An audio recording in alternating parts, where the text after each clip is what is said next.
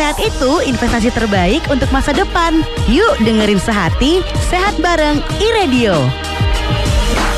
Ansari Saleh dan dosen di Stikes ISPI Banjarmasin. Selamat pagi Bapak. Selamat pagi Bang Rama ya, sama Bang Adi ya. Iya betul sekali. Sehat Pak? Sehat, Alhamdulillah. Alhamdulillah. Selamat datang di iRadio Bapak. Terima kasih. Hari ini kita mau ngobrolin tentang lansia dan obat. Nah, untuk obrolan awal dulu nih ya. Kita kenapa sih kita harus ngebahas gitu Pak? Perlunya ngebahas tentang lansia dan obat ini. Sebenarnya apa sinkronisnya? Hubungannya apa? Festival ya. Apa nih Pak? Antara lansia dan obat itu apa hubungannya? Baik Bang Rama ya, sama Bang Adi ya. Siap. Saya jadi ingat kalau pertanyaan terkait dengan masalah lansia dan obat, itu saya pernah juga menanyakan kepada guru saya. Itu beliau mengatakan, karena waktu itu saya masih muda, beliau mengatakan berbakti pada orang tua itu banyak pahalanya. Oke. Benar banget. Berbakti pada orang tua pahalanya banyak, dan menuntut ilmu itu juga banyak pahalanya. Jadi kalau dua pahala itu jadi satu, maka Anda akan punya pahala yang lebih besar. Betul. Nah, itu yang pertama. Jadi ketika kita belajar masalah dan lansia, maka secara pahala kita jadi double-double. Iya. Nah, itulah yang akan kita dapatkan untuk hari ini. Kemudian yang kedua, kalau kita melihat dari sudut pandang yang lebih luas, dari tahun ke tahun itu jumlah lansia di Indonesia itu terus meningkat, baik di Indonesia maupun di negara tetangga Malaysia, bahkan di seluruh penjuru dunia itu terus meningkat. Nah, kalau kita melihat data dari Kementerian Kesehatan Republik Indonesia di tahun 2020 kemarin, lansia di Indonesia itu sudah mencapai lebih dari 11%, tepatnya 11,34%, atau sekitar 28,8 juta penduduk Indonesia. Jadi 28,8 juta individu dengan kategori lansia. Dan WHO itu memprediksi pada tahun 2050 nanti akan terus meningkat sampai dengan 22%. Nah, masalahnya peningkatan jumlah individu dengan kategori lansia ini tidak serta-merta tanpa masalah. Karena problematika yang dihadapi oleh para lansia nanti kalau sudah terakumulasi itu akan menjadi lebih besar dan jadi masalah bangsa. Nah, kalau kita mengetahui informasi tentang lansia, maka kita bisa mengatasi. Ya, kata orang kalau kita tahu permasalahannya lebih dahulu, paling tidak solusinya udah 50% kita pegang. Jadi kalau kita tahu tentang permasalahan lansia, maka kita bisa ikut mengatasi, ikut membantu, mendampingi orang-orang terdekat kita, baik kakek kita, bapak kita yang sudah dalam kategori lansia, untuk mengatasi masalahnya di kehidupan sehari-hari. Itu alasan mungkin kita harus tahu ya, pendengar iRadio yang masih muda-muda ini harus tahu tentang masalah lansia dan obat. Itu Bang. Oke, penting banget ternyata listeners ya, khususnya bagi Anda yang sudah menjaga orang tuanya, yang ada nenek atau kakek di rumah, ya kan. Nah, kita akan bahas listeners lengkapnya sampai 1 jam ke depan. Betul sekali. Hanya di Rabu Sehati.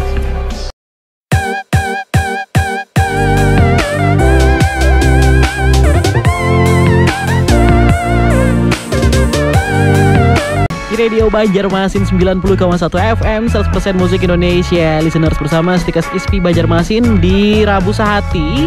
Kali ini bersama Bapak Apoteker Yudi Hardi Sosilo. Beliau ini ada merupakan apoteker di RSUD Ansari Saleh dan juga dosen di Stikes ISPI Banjarmasin. Kita masih ngebahas tentang lansia dan obat ya. Tadi udah dijelaskan panjang lebar nih mengenai awal-awalnya kenapa kita harus ngebahas tentang lansia dan obat. Nah, kalau ngomong tentang siapa kategorinya sebagai lansia ini, rentan usianya dari 50 atau berapa sih Pak? 80? Ada dua kategori ya. Ini biasanya kategori individu lansia itu ada dari Kemenkes, dari Kemenkes, ada juga dari Badan Kesehatan Dunia atau WHO. Nah, dari Kementerian Kesehatan itu menetapkan batas usia lansia ditetapkan 60 tahun ke atas. 60 tahun ke atas. Tetapi sebenarnya secara detail Kemenkes mengkategorikan ada beberapa kategori mulai dari pralanjut usia. Nah, itu mulai dari 45 sampai 59 tahun. Nah, kalau kayak saya itu udah masuk lanjut usia. Bang Rama sudah masuk. Bang Rama udah. Saya udah 70, Pak. Oh, sudah 70. Nah, Bener. 70 itu sudah masuk kategori WHO yang sangat tua. Udah penelitiannya udah nggak usah lah kayaknya nih gitu. Jadi secara detail pralanjut usia dimulai dari 45 sampai 59 tahun. Dan Oke. lansia itu sendiri mulai 60 sampai 69 tahun. Nah, pada usia 70, di atas 70 itu adalah lansia dengan resiko tinggi. Oke. Nah, lansia dengan resiko tinggi itu menurut Kemenkes. Tapi bisa juga dimulai dari 60 jika dia ada gangguan kesehatan. Nah, itu udah sama dengan lansia resiko tinggi usia 70 tahun ke atas. Nah, beda dengan kategori dari Badan Kesehatan Dunia atau WHO. Kalau Badan Kesehatan Dunia WHO itu menerapkan ada 4 tahapan. Yang pertama usia middle age atau usia pertengahan, itu hampir sama dengan usia pralanjut usianya Kementerian Kesehatan, yaitu 45 sampai 59 tahun. Nah, kalau yang disebut dengan istilah elderly atau lanjut usia itu ya 60 sampai 74 kalau menurut WHO. Itu elderly. Jadi istilah WHO itu beda-beda. Kalau dalam istilah Inggrisnya ada elderly, middle age tadi, ada old yang lanjut usia tua yaitu 75 tahun sampai 90 tahun ke atas, dan usia yang sangat tua atau very old itu 90 tahun ke atas. Nah, itu kategori usia lanjut. Nah, itu Bang Ahmad. Nah, itu kalau misalnya kita ngomongin tentang lansia lagi nih, permasalahan besar pada orang yang lanjut usia apa biasanya? Nah, ini yang penting untuk kita ketahui ya. Inti dari pembicaraan kita kali ini sebenarnya kita perlu mengetahui permasalahan besar yang dihadapi oleh individu dengan kategori lansia. Nah, kalau kita melihat dari dekat ya, orang tua kita, kakek nenek kita, tentu kita tahu sudah banyak perubahan-perubahan terjadi ketika individu itu menginjak lanjut usia. Nah, para praktisi geriatri yaitu ilmu yang mempelajari tentang lansia itu merumuskan ada 5 besar permasalahan yang disebut dengan geriatric giant. Kalau kita gampangnya itu 5I lah. 5I. Kalau tambah I satu lagi berarti iradio. Ya, itu cocok Pak, memang bagus memang itu. 5I itu geriatric giant ya, permasalahan besar yang dihadapi oleh para lansia. Yang pertama adalah immobility atau pergerakannya terbatas ya. Kemudian instability, ketidakstabilan mulai timbul. Kemudian yang ketiga adalah intellectual impairment. Yang keempat adalah incontinence ya. Dan yang kelima adalah iatrogenik. Itu adalah permasalahan yang terkait dengan obat kalau iatrogenik. Nah, 5I itu dirumuskan oleh praktisi geriatri untuk kita bisa mengatasi ya, paling tidak mengatasi permasalahan-permasalahan yang ada di usia lanjut tadi. 5I ini indikatornya Pak ya. Indikatornya. Oke. Tadi teman Rama ada nanya ya. Oh iya, ini di Instagram nih sama Ibu Sofia Widiarti. Sejauh mana lansia boleh memperpanjang obatnya dan beli sendiri ke apotek, kata beliau. Oh begitu. Itu pertanyaan dari Ibu Sofia. Iya. Oh iya. Saya coba menjawab. Gimana Pak? Teman-teman Rama Pak. Oh teman-teman saya. Udah. Iya. Banyak yang lansia aja. Iya, makasih Pak. Teman-teman bagus ya, kita sangat mengapresiasi untuk para muda yang sangat care dengan para lansia. Betul. Sekarang memang pemerintah lagi mencanangkan kita sayang lansia. Ya. Oh iya benar. Jadi informasi ini sebenarnya tidak hanya bermanfaat untuk lansia itu sendiri, tapi juga harus penting bagi para muda radio, ya, terutama kayak Mas Adi ya, masih muda. Muda banget bagus. Jadi Mas Adi harus care sama Bang. Betul Pak. Dari muka ini mungkin udah kelihatan Pak ya. Iya. 45 dia Pak, lebih tua memang. Oh gitu. Baik, saya coba menjawab pertanyaan dari Ibu Sofia tadi. Kalau kita beli obat di apotek, sebenarnya ada beberapa macam obat ya kalau kita beli di apotek. Karena itu kurang jelas ya obat apa. Yang jelas ada paling tidak ada 3 kategori obat yang ada di apotek, yaitu obat bebas, ya, obat bebas terbatas, dan obat keras yang harus dengan resep dokter.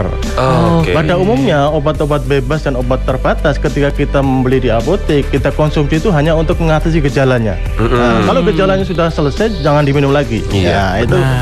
Karena umumnya obat bebas dan obat terbatas. Nah, jadi kalau diminum terus malah tidak ada manfaatnya. Karena keluhan yang dialami oleh lansia itu sudah diatasi oleh obat bebas dan obat terbatas itu. Nah, tapi kalau obat keras, kalau itu memang obat kronis, itu harus sesuai dengan petunjuk dokter. Ya, kalau memang itu harus diminumkan setiap hari rutin selama beberapa periode waktu tertentu, ya harus diselesaikan sampai dengan periode waktu yang dianjurkan oleh dokter. Nah, itu demi agar terapinya optimal. Jadi jangan sampai itu lewat malah harinya. Kalau sampai lewat harinya dosisnya tidak akan tercapai, akhirnya penyakitnya malah tidak sembuh-sembuh. Nah itu obat yang biasanya obat keras yang dengan resep dokter yang harus dipatuhi oleh para lansia yang menggunakan obat. Oke, terjawab ya. Jadi ada 3 indikator juga. Iya, betul. Kalau bebas itu boleh aja, tapi kalau udah bebas, keras harus itu harus dokter. Gitu, teman Itu, Rama. Tuh aja. Rama sendiri sih yang nanya. Ini ada yang nge-DM. Oh iya, saya kan nanya aja. Saya kan masih mempelajari. Oh iya. Supaya Anda lebih sehat. Oh benar, terima kasih. Menjaga lansia. Lanjut lansia, bener. Oke, listener, nanti kita juga akan tanya lebih jauh lagi mengenai yang tadi dibilang Bapak ada 5I tentang geriatric giant ini seperti apa. Kita nanti coba paparkan lebih jelas lagi ya. Setelah ini.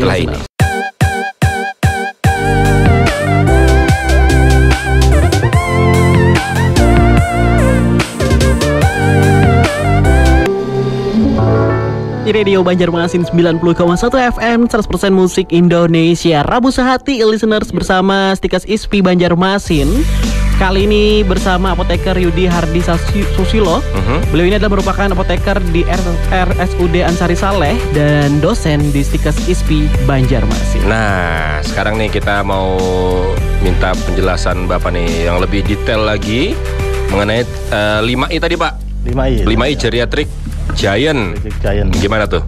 Ya, sebenarnya kalau geriatric giant itu ada beberapa kelompok yang tidak hanya mengatakan cuma 5, ada 14, ada 12. Tapi ini permasalahan besar memang sudah dikumpulkan menjadi 5 tadi ya, immobility, instability, intellectual impairment, incontinence, dan iatrogenik. Immobility itu adalah istilahnya pergerakannya sudah tidak bebas lagi, alias terbatas. Jadi kalau istilah orang muda itu mager gitu. Mager. Nah, pada banyak lansia itu mager dan sulit bergerak atau mungkin malas bergerak ya. Dan karena kondisi tubuh ini menginjak lansia sudah tidak sama lagi dengan masa-masa muda dulu. Barangkali dulu ada yang masih bisa ikut lari maraton ya, berkilo-kilometer. Kemudian ketika masih muda ada yang memegang jabatan penting di organisasi, sehingga mobilitasnya tinggi ya, kesana kemari, pindah dari satu tempat ke tempat lain itu dengan ringannya. Namun pada saat lansia aktivitas sudah mulai berkurang, tubuh mudah lelah, kemudian otot mulai nyeri ya, pegal, kemudian kepala pusing hingga psikis yang terganggu. Nah kondisi ini akan lebih parah jika para lansia itu memaksakan diri dan atau menggunakan obat-obatan yang tidak tepat untuk memulihkan tubuhnya. Nah itu terkait dengan imobilitas. Ada memang obat-obatan yang bisa memperparah ketika dikonsumsi tidak tepat sehingga malah mobilitasnya lebih parah. Mereka mager gara-gara fisik mereka sendiri mendukung Pak ya. Apalagi kemudian ditambah dengan obat yang tidak tepat. Ini memang perlu diketahui obat-obat mana yang memang bisa menyebabkan keparahan tadi. Kemudian instabilitas ya. Instabilitas ada ketidakstabilan ya. Ini sebenarnya masalah terkait dengan keseimbangan tubuh. Jadi keseimbangan tubuh para lansia itu sudah mulai berkurang ya.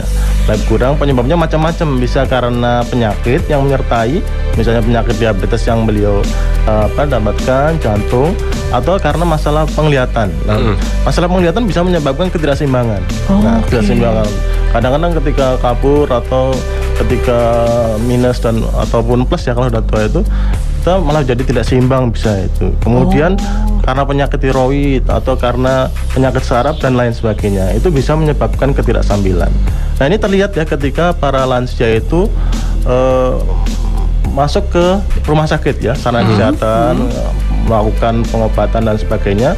Mereka banyak dibantu oleh pendamping, jadi ada pendamping yang menyertainya. Kemudian karena masalah instabilitas ini mereka juga perlu kursi roda, kursi roda untuk mencegah resiko jatuh. Alat penunjang. Iya, alat penunjang. Jadi masalah ketidakstabilan ini menyebabkan resiko jatuh yang sangat tinggi bagi para lansia, sehingga para pendampingnya itu harus memperhatikan terkait hal ini. Nah, apa hubungannya dengan obat? Obat-obat juga memang bisa ada obat-obat yang bisa menambah para instabilitas ini, dan sehingga ketidakseimbangannya juga akan semakin meningkat. Sehingga tidak boleh asal-asalan mengkonsumsi obat supaya ketidakstabilan yang memang sudah menyertai para lansia tidak menjadi lebih parah. Nah, itu instabilitas. Kalau terkait dengan intellectual impairment, ini biasanya dengan memory impairment atau penurunan daya ingat. Ya, para lansia itu biasanya daya ingatnya mulai berkurang. Nah, berkurang karena kadang mereka yang lebih parah itu tidak sadar malah dengan kondisi sekitarnya. Ada yang tidak sadar dengan kondisi sekitarnya. Bisa ada penyakit yang namanya Alzheimer itu. Mereka tidak sadar dengan kondisi sekitarnya. Ini terkait dengan intellectual impairment tadi. Banyak lansia yang datang ke sarana kesehatan itu mengeluh bermacam-macam ya. Dokter memberikan resep obat dengan jumlah yang banyak. Nah, karena keluhannya banyak, obat yang diberikan oleh dokter banyak, sehingga beliau harus minum obat dalam jumlah banyak di rumah. Nah, saya sendiri sebagai praktisi farmasi, konsultan apotek, membayangkan ya, ketika penurunan daya ingat seperti itu, maka beliau para lansia itu akan merasa kesulitan pasti. Bagaimana mengingat obat-obat yang akan diminum. Benar. Kadang-kadang malah lupa meminum obat. Betul. Cara pakainya kadang-kadang lupa juga. Nah, ini perlu perhatian keras para pendamping, para caregiver istilahnya untuk mendampingi minum obat terkait dengan permasalahan yang satu ini. Ini berefek pada ketidakpatuhan. Ya. Ketidakpatuhan minum obat bisa menyebabkan kegagalan terapi juga. Nah, ini bisa berbahaya bagi para lansia. Nah, yang keempat adalah incontinence. Incontinence itu adalah hubungannya dengan kontrol produksi urin. Ya. Biasanya para lansia itu permasalahan yang khas adalah pengendalian terhadap produksi urin pada waktu buang air kecil. Kadang tidak bisa mengontrol sehingga harus dikasihkan pampers ya istilahnya. Kemudian kalau ada yang malah tersendat-sendat. Nah, ini obat-obatan sangat bermanfaat bagi para lansia terkait dengan problematika inkontinan ini, sehingga bisa memperlancar, mengendalikan kontrol urin, sehingga masalah sosial menjadi berkurang. Karena masalah inkontinan ini tidak hanya melibatkan masalah individu, tapi juga akan berimbas ke masalah sosial. Kemudian iatrogenik ini adalah permasalahan yang terkait dengan obat. Nah, obat-obatan ini khas pada lansia karena obat-obat itu ada yang menurut praktisi geriatrik atau praktisi lansia itu ada obat-obat yang disebut obat PIM. PIM itu kepanjangan dari Potential Inappropriate Medication, yaitu obat-obat yang berpotensi tidak cocok pada lansia. Nah, itu ada daftarnya. Ada daftarnya yang kalau perkumpulan geriatri Amerika menyebutnya BIR kriteria. Nah, BIR kriteria itu adalah daftar obat yang berisi obat-obat yang berpotensi tidak cocok. Bukan berarti tidak boleh diberikan ya, tapi berpotensi tidak cocok bila berada dalam kondisi tertentu atau waktu tertentu diberikan. Nah, itu BIR kriteria itu terus diupdate oleh kelompok geriatri itu sampai dengan tahun 2002 kemarin ada update BIR kriteria atau daftar obat yang tidak cocok. Nah, ini menjadi panduan bagi praktisi geriatri, praktisi lansia untuk memberikan obat-obat mana yang cocok untuk lansia supaya permasalahan-permasalahan jadi tidak menjadi lebih besar. Nah, itu kira-kira detailnya terkait dengan geriatric giant. Luar biasa. Berarti pastinya lansia ini akan mengalami geriatric giant ini, Pak ya? Ya, pada umumnya 5 ini yang dialami oleh para lansia. Siap-siap. Siap-siap. Saya. Enggak, aku bilang siap. Anda pra. Oh iya. Makanya aku bilang siap-siap. Saya pasca. Sudah. Pasca sarjana. Nah, nanti setelah ini kita akan tanya juga lebih jauh mengenai sebenarnya bagaimana sih proses obat di dalam tubuh lansia dan efek samping setiap jenis obat yang ada di tubuh lansia. Ntar kita bahas lebih jauh ya setelah ini.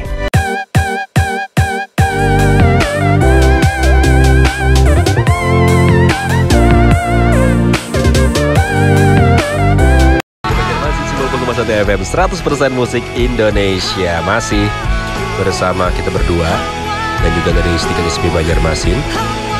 Betul sekali, listeners, kita masih lanjut ngobrol bersama Bapak Apoteker Yudi Hardi Susilo, listeners ya, apoteker di RSUD Ansari Saleh dan juga dosen di Stikas ISPI Banjarmasin. Nah, tadi kita sempat ngobrol-ngobrol lebih jauh lagi tentang proses yang tadi geriatric giant 5I.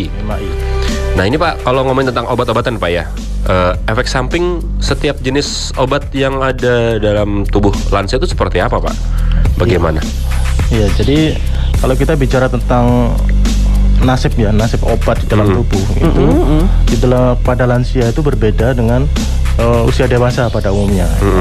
Ketika obat digunakan oleh seseorang, ya, ketika kita minum ya obat oral, dia akan mengalami perjalanan di dalam tubuh. Oke. Perjalanan tubuh seperti perjalanan orang ketika masuk ke ruangan dia harus melalui pintu dulu, kemudian melalui ruang-ruang dan sebagainya. Nah ini obat itu dia akan mengalami proses yang namanya absorpsi, kemudian ada metabolisme, ada distribusi dan eliminasi. Nah pada lansia proses absorpsi itu sudah berbeda dengan usia dewasa. Jadi obat-obat yang diminum juga akan direspon oleh tubuh berbeda dengan obat yang pada usia dewasa pada umumnya. Ya. Obat-obat yang diabsorpsi itu akan mengalami menyesuaikan dengan penurunan dari fungsi organ yang ada pada tubuh lansia. Obat yang diminum itu yang di dalam lambung itu juga akan mengalami respon yang berbeda ketika dia berada pada usia lansia. Demikian juga dengan obat-obat yang diabsorpsi melalui topikal. Ya, topikal itu juga berbeda karena pada lansia fungsi lambung, kemudian kulit sudah mulai menipis ya. Kalau pada lambung itu ada namanya penurunan istilahnya pengosongan lambung. Penurunan pengosongan lambung ini menyebabkan obat-obat yang mudah mengiritasi lambung itu akan lebih lama berada di lambung, dan itu akan mengakibatkan racun-racun yang seharusnya tidak berefek pada lambung pada lansia itu akan menjadi berefek, mengiritasi lambung, luka lambung, dan akhirnya terjadi penyakit yang lebih parah. Kemudian kalau misalnya dia diabsorpsi di ada kulit, nah di kulit dia kan kalau kulit lansia itu kan semakin menipis ya. Obat-obat yang diabsorpsi melalui kemudian dioleskan itu bisa akan berbahaya ketika terlalu banyak. Terlalu banyak karena kulit lansia semakin menipis sehingga bisa kulit menjadi lebih rusak. Akibat teriritasi oleh obat-obat yang seharusnya diberikan dosisnya sedikit. Perjalanan obat berikutnya setelah diabsorpsi di metabolisme, kemudian ada masuk ke namanya metabolisme oleh hati. Kalau fungsi hatinya berkurang, kemudian hasil menurun, tentu akan metabolisme jadi tidak maksimal. Begitu juga ketika fungsi organ yang lainnya yang untuk eliminasi seperti ginjal, ya ginjal fungsinya kan mengeluarkan racun-racun yang di dalam tubuh, termasuk racun karena obat. Nah, ketika fungsi ginjal turun, maka obat-obat yang racun-racun obat yang sisa-sisa racun obat yang seharusnya dikeluarkan sehingga terkumpul di dalam tubuh.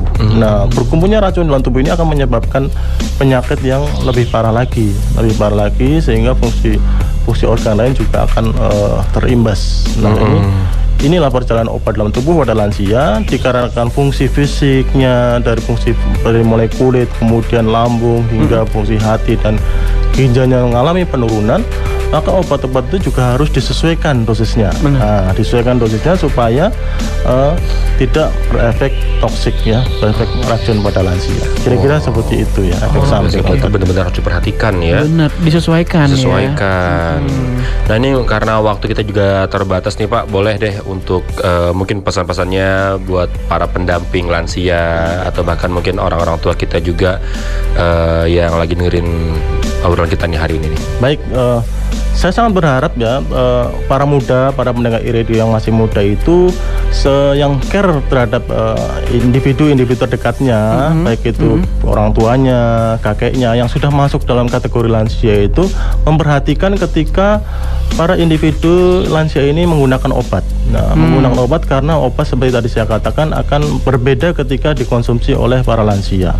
Nah, dalam hal mengingatkan minum obat yang pertama, kemudian mencoba membuat mandiri para lansia. Nah, dan yang terpenting adalah ketika obat-obat itu berefek pada resiko jatuh, kemudian ketidakstabilan yang seperti saya katakan tadi. Nah, harapannya mereka memperhatikan instruksi dokter ketika lansia mengkonsumsi obat resep dokter, obat keras tadi. Nah, para pendamping atau caregiver ini akan sangat membantu para lansia ketika mereka mengetahui informasi terkait obat yang memang dipakai oleh lansia. Jadi ketika mereka menggunakan obat, jangan langsung dilepas ya. Dampingi, kemudian diingatkan, kemudian latih secara mandiri. Nah, latih secara mandiri barangkali kan tidak selamanya akan selalu mendampingi para lansia. Jadi secara perlahan-lahan diberikan